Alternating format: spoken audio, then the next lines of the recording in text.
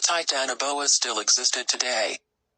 It's safe to say that if the Titanoboa were still alive, human beings would be an ideal snack. Almost 60 million years ago, one of the Paleocene's terrifying predators could be found stealthily slithering around the waters of South America. Discovered in Colombia, this creature's official name is Titanoboa cerrejonensis. With a length of almost 49 feet and weighing just about 1,000 kilograms, it would be nearly 3 times the size of a massive anaconda.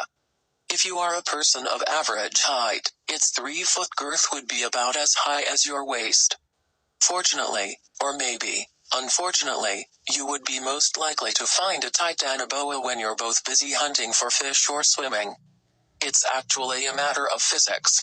Moving around in the water is a lot easier for creatures like huge whales and this snake instead of being on land.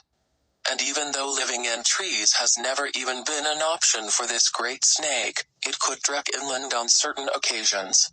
Scientists are also speculating that it belongs to the snake family called boids. They happen to be non-venomous snakes, which might sound pretty safe, but Titanoboas could easily use teeth to grab a hold of their prey. And it has been said that the teeth can bend, like curved hooks that are sticking into you. The more the prey struggles, the more it will get hooked. Then they will squeeze their prey, and after a few minutes, ischemia takes place. Fossils also show that a Titanoboa's lower jaw would extend past the back of the skull, giving it a much greater range of movement when opening its mouth. This means that it could swallow you in one piece. The Titanoboa most probably fed on giant turtles as well as primitive crocodiles, which were about 20 feet in length. A snake of this size would probably have to eat at least 40 kilograms of food every single day.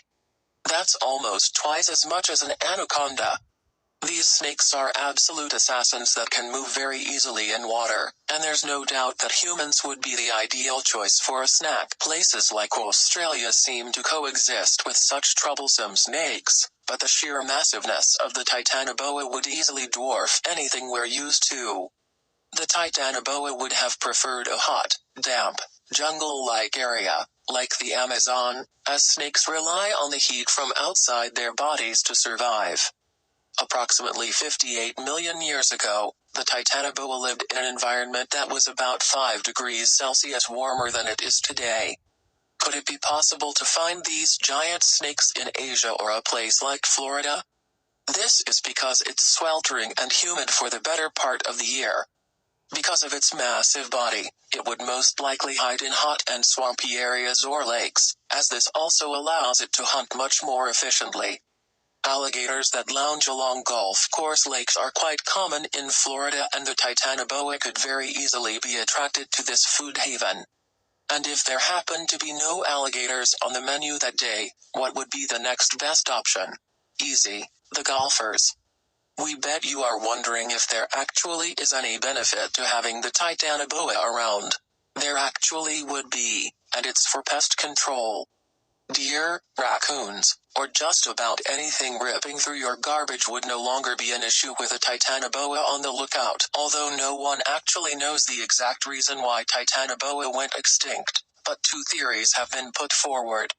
Climate change could have significantly contributed to the disappearance and extinction of most of the Titanoboa. The declining global temperatures eventually favored the emergence of smaller snakes.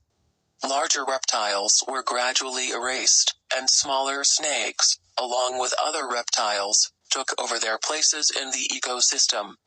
The rapid drop in temperatures also made the metabolic processes of the Titanoboa quite difficult.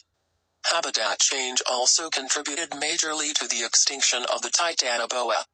Rainforests were eventually reduced, and it paved the way to grasslands, which is why the Titanoboa lacked proper habitat. They disappeared and also paved the way for smaller snakes. Although the Titanoboa is luckily extinct, we certainly recommend that you stay clear of any giant snakes.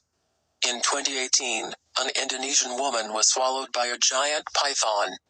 What would it be like to be eaten alive by one of these giants?